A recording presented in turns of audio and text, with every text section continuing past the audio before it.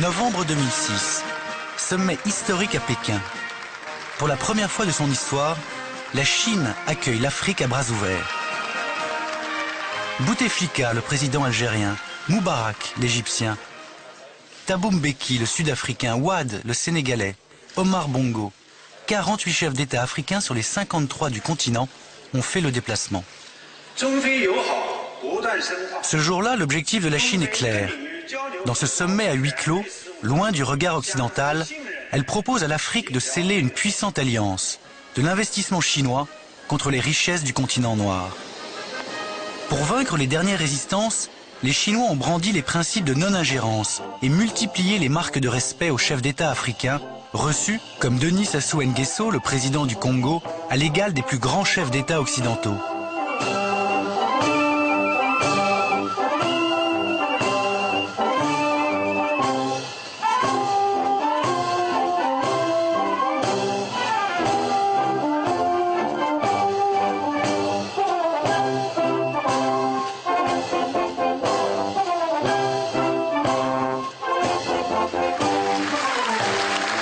Ce sommet est une réussite totale.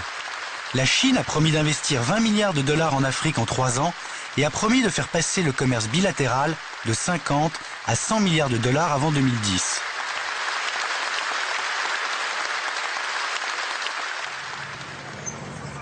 La République du Congo est l'exemple même de ce qui intéresse les Chinois sur le continent noir. Détruit par les guerres civiles de 92 et 97, le pays et ses infrastructures sont à reconstruire.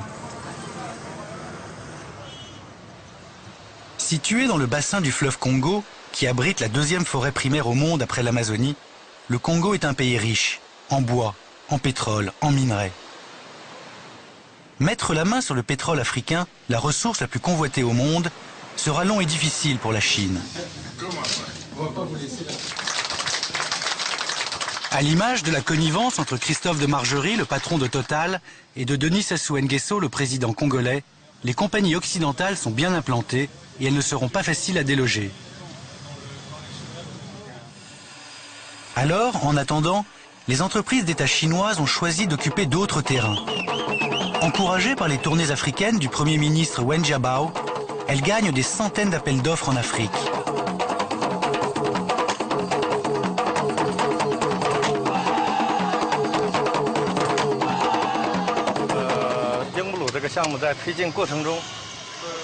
Routes, barrages ou palais, comme ici à Brazzaville, le ministère des Affaires étrangères, l'immeuble de la radio-télévision ou le siège de la Société des pétroles, les réalisations chinoises se multiplient.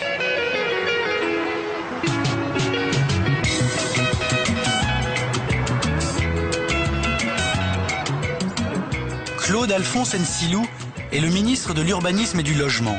Il pilote quelques-uns des grands chantiers gagnés par les Chinois.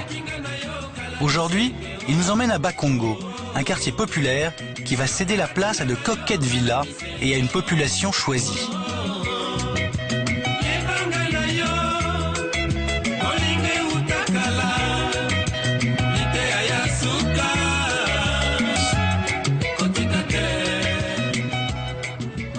Vous allez bien?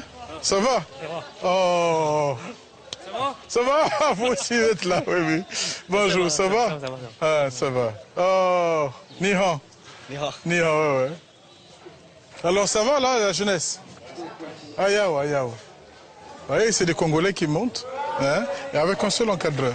Donc, en même temps qu'on règle le problème de logement, on règle le problème de l'apprentissage. Hein. Il faut que de transfert de savoir-faire.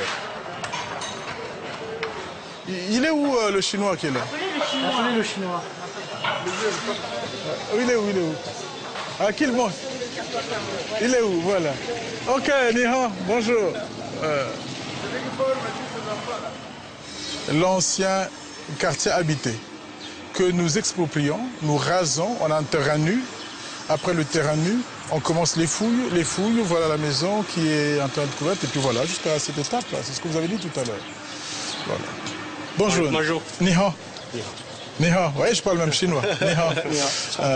Voilà les contremaîtres chinois qui sont là. Ils travaillent, c'est la société SZTC. Voilà, ils sont un peu dans beaucoup de secteurs, un peu partout hein, au pays. Ils sont également dans la prospection minière. Personne ne parle chinois ici, c'est embêtant. Ça va, c'est bon? Ça va. Ça va, hein? Ça va. Ça va, bon. Bah, il a répondu. Hein? Il travaille la nuit. De 18h30 jusqu'à quelle heure? À 23h. Vous voyez, vous avez vu là, c'est pas mal ça. Il travaille jusqu'à 23h.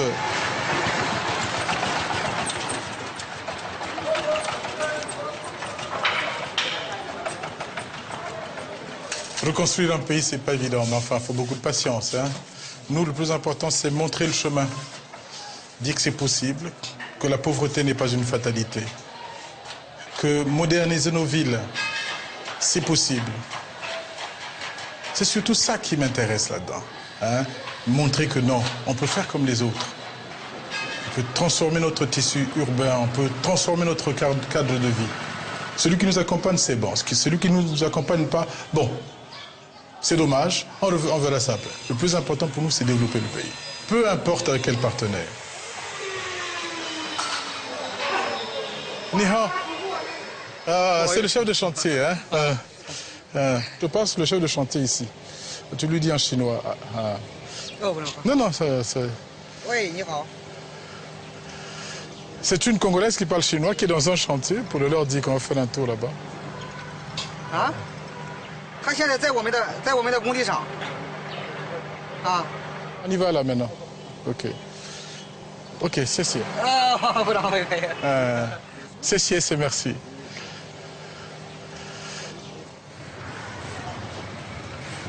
Les ouvriers du chantier vivent entre eux, entourés de murs, dans des bases qui rappellent le plus souvent la case d'un ferrailleur ou un camp de travail. Ce sont leurs véhicules qui font beaucoup de bruit quand ils passent devant chez moi là. C'est ceux-là, non?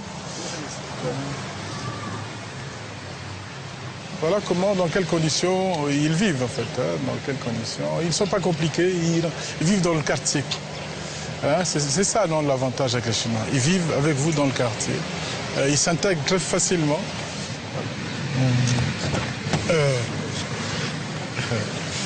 Merci beaucoup.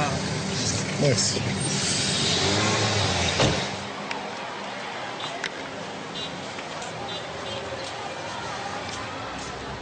Voilà, il y a des dortoirs ici, il y a des engins. Hein? Des dortoirs, des engins. Et là, il y a des stocks. Hein? Non, on peut pas, on peut passer. Là, on rentre dans leur intimité, là, venez. Non, là, on peut pas, venez. Les dortoirs et les latrines résument les conditions de vie spartiates des expatriés chinois. Éloignés de leur famille pendant souvent plus de 2 ans, payés aux normes chinoises, ils permettent à leurs entreprises d'être 30% moins chers que les Occidentaux. Le réfectoire. Ah bon. Mangez.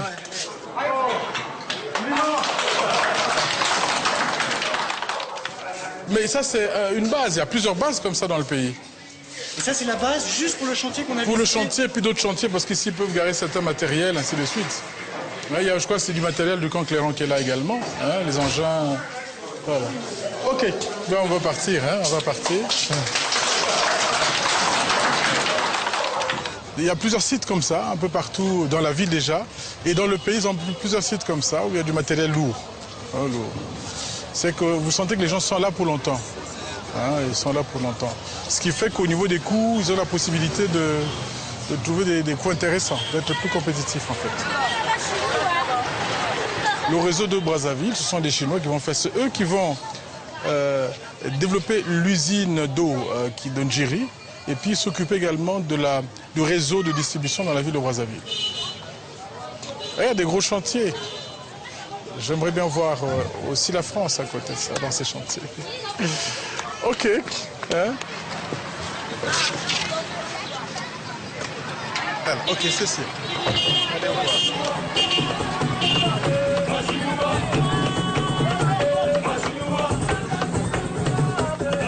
Si les patrons chinois, qui ont déjà construit des milliers de villas de ce genre dans le pays, font des prouesses appréciées du ministre, les ouvriers congolais, eux, ne sont pas emballés.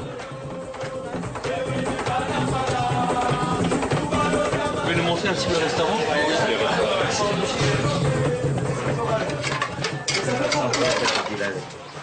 Les personnes qui achètent, et puis moi, vous voyez comment moi je les ouvriers les Chinois. Les Chinois payent mal les ouvriers. Voilà pourquoi les ouvriers mangent médiocrement. La somme journalière, c'est 2000 francs, mais si nous faisons des calculs, il n'y a plus rien. Au moins 100 francs à la rigueur qui reste. Et puis, il y a encore un autre problème. Il y a de ceux-là qui ont travaillé avec les Chinois, ça fait 5 ans. Et ils demeurent encore des journaliers. Oui, j'ai eu l'occasion de bosser avec les Belges, les Hollandais, les Anglais. J'avais un contrat indéterminé. Alors, j'avais toutes les garanties du monde, disons. Et vraiment, les Chinois, c'est des bizarres. C'est-à-dire, on est contre de bosser avec eux parce qu'on n'y peut rien, on n'a rien à faire, on est contre de bosser, mais sinon, on ne peut pas bosser avec des Chinois. Et puis, on nous maltraite, on nous injurie parfois. On est des badauds, on est humiliés. Ils nous considèrent vraiment comme des singes, parce que par rapport à la peau, ils ont une peau blanche, nous on a une peau noire, donc il y a une grande différence. Vous sortez jamais ensemble boire une bière? Non. Force est de constater que les bonnes intentions affichées au sommet de Pékin se heurtent aux dures réalités du terrain.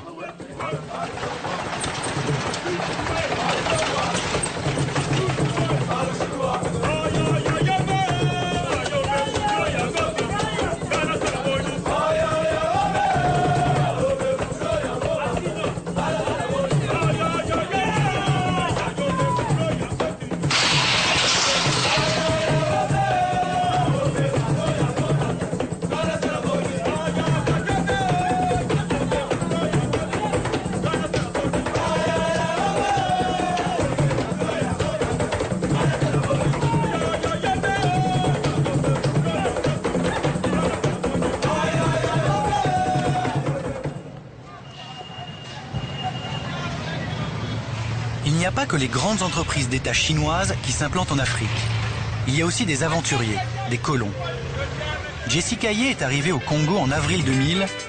Elle fait partie des dizaines de milliers de Chinois qui ont quitté leur pays surpeuplé pour cet Eldorado africain. Elle a démarré tout en bas de l'échelle en ouvrant un petit commerce. Est-ce qu'on va passer comme ça là? Ça peut passer comme ça? Ouais, merci hein. Je peine jamais, hein. Je connais très bien la ville. Ça fait déjà trop combien d'années que je vis à Brazza? 8 ans. Je connais mieux Brazza qu'à Wenzhou, ma cité. Parce qu'à Wenzhou, ça change trop.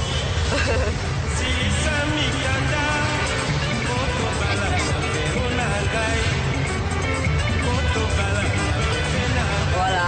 Maintenant, vous avez vu Wang Gongo Import et Export. Ça, c'est mon dernier magasin. Bon, maintenant, c'est le seul magasin qu'on a gardé. Hein. C'est, voilà, ici. Le plus moderne de Poto Poto. Le magasin de Poto Poto est petit et sale aussi. Là, voilà, tu vois, et tout ça, ce sont des magasins chinois. Côte par côte. Tu vendais quoi, là? Des articles chinois, des petites choses, hein, des parasoleils, des piles, des verres, des bols en plastique, toutes les choses nécessaires de la vie.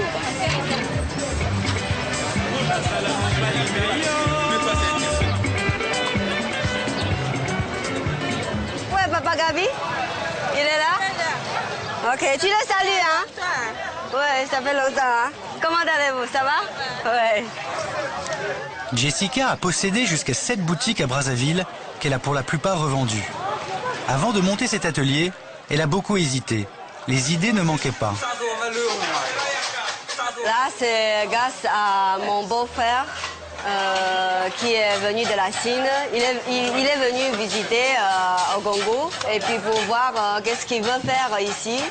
On a beaucoup discuté, on veut faire une usine de carreaux, on veut faire des peintures, on veut faire beaucoup de choses. Mais après, on a choisi le baie vitrée parce qu'à Pointe-Noire, quand on a vu, il y a beaucoup de maisons qui sont en train de construire. Donc on trouve que la baie vitrée, ça va aller. Tu nous présentes? Ouais, là, c'est Li Wei. Il est recevoir d'ici. C'est lui qui s'occupe de tous les clients de ce magasin. C'est des gens de ma famille? C'est des gens de Manjo? Oui, là c'est le grand frère de l'une, et donc c'est mon grand frère. Là aussi c'est un petit frère. Ouais. Nous sommes dans la grande famille. Hein. Arrivée seule il y a 8 ans, Jessica a fait venir au Congo 80 membres de sa famille. Certains sont venus les mains vides et ont pris une place dans son petit empire, tandis que d'autres ont apporté de l'argent pour lancer leurs propres affaires. C'est le cas de Laurent, un de ses cousins. Il a vécu 20 ans en France, dont il a gardé la nationalité et la langue. Il y a pas mal, ouais. C'est eux, voilà, ils vendent les mêmes produits. Ça, c'est mes produits, ouais. Et tout, tu les fais venir de Chine? Ouais. Ouais, bah, ils prennent le Ango chez nous, voilà, et puis ils revendent dans le marché. Il y a pas mal de boutiques qui vendent notre produit. Alors, comment ça va? Bonjour. Ça va, ça marche? C'est un peu calme. Ouais, c'est mes clients aussi, ouais. Ouais, c'est mes clients, voilà. Et puis, ils vendent mes chaussures, voilà. Ouais. Si Laurent inonde aujourd'hui le Congo de chaussures chinoises, où l'on repère quelques contrefaçons, et s'il est copain avec tous les marchands du bazar, c'est parce qu'il n'a pas hésité à s'installer au milieu de ses clients. C'est le seul blanc du quartier. Ça, c'est à 1500. Ouais, ça, c'est à 1500. Ça, c'est les pics. Des fois, les gens qui disent chapeau, parce que c'est ça. Ouais. Pic, voilà. On dit chapeau en Afrique, avec les chevaux, voilà. Voilà. Il faut toujours les nouveautés, comme ça. Ça tourne, ça tourne. Ouais. Ça me plaît, c'est joli. C'est très joli. Laurent Paris, il est top au Congo, c'est bon, c'est bon. Quand il nous amène tous les Chinois là-bas où il vient ici, c'est bon. Lui, c'est bon, on amène les bonnes choses. Parce que les choses là, trop chères là, il nous amène des choses très bon prix. C'est moins cher. Mais ça dure pas. Mais au moins, ça facilite tout le monde d'en avoir. Avec l'état du pays, on est obligé, c'est bon. Donc, Laurent Paris facilite tout le Congolais qui avait les gommes à avoir maintenant les chaussures. Ils vendent les choses moins chères. Mais malgré ça, ils nous maltraitent. Ils n'ont pas de respect envers nous, les Congolais. Ils nous giflent, ils nous payent mal. Oui, c'est ça. Écoutez. Les choses coûtent moins cher, mais ils payent mal. Quand vous travaillez là-bas, on vous pointe en très mauvais sens. Ils nous maltraitent. Mais c'est quoi? C'est la réalité que nous vivons. Si les ouvriers africains n'apprécient pas les patrons chinois, les commerçants colons, eux, sont plébiscités. Comme partout en Afrique, ces pionniers prennent pied avec leur culture, dont les deux piliers sont la cuisine et la famille. Ce restaurant appartient à Jessica, et la famille s'y retrouve tous les soirs autour de quelques spécialités du pays.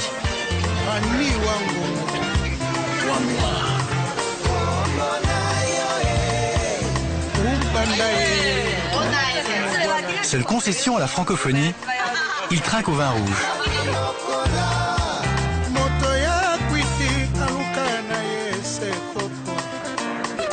Des familles comme celle-ci, on en trouve dans tous les pays d'Afrique. À Brazzaville, c'est Jessica, le chef du clan. Elle reçoit souvent dans sa villa l'ancienne résidence du consul d'Allemagne.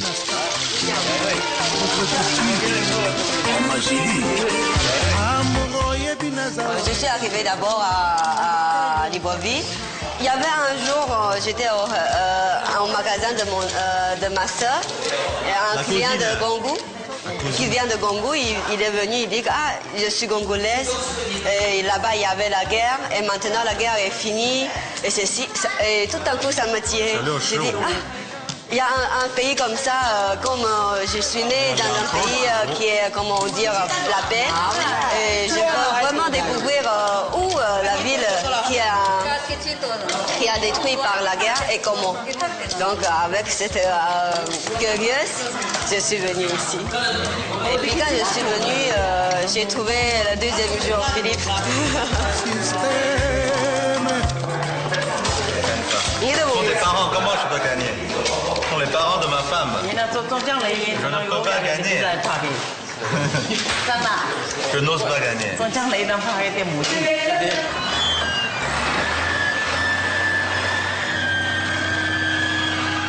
8 ans, les affaires de la famille de Jessica ont fortement progressé. Grâce à ses oncles installés au Gabon qui l'ont aidé à investir, elle a pris pied dans l'industrie forestière.